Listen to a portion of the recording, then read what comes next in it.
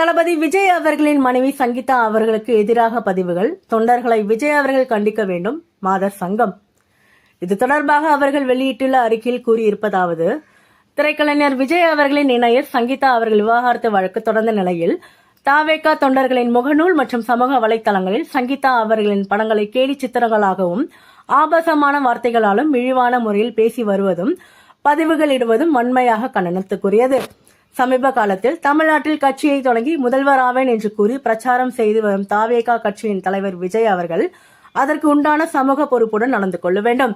தாவேகா தொண்டர்கள் அவ்வாறு தவறான முறையில் சமூக ஊடகங்களில் பிரச்சாரங்களில் ஈடுபடும் பொழுது அவற்றை கண்டிக்காமல் மௌனம் காப்பது என்பது மிகப்பெரிய தவறு. இது பெண்களின் மீதான இழிவான பார்வை, ஆணாதிக்க சிந்தனை, சமூக பொறுப்பின்மை, வக்கிர குணம், மேலாதிக்க சிந்தனை ஆகியவற்றை ஊக்குவிப்பதற்கு சமமாகும். தன் கட்சியின் தொண்டர்கள் குற்றம் செய்வதை கண்டிக்காமல் மௌனம் காப்பது மிகப்பெரிய குற்றம். இத்தகைய போக்குகளை இந்திய மாத தேசிய சம்மேளம் தமிழ்நாடு மாநில குழு வன்மையாக கண்டிக்கிறது. உடனடியாக அரசியல் கட்சியை வழிநடத்தும் தலைவரான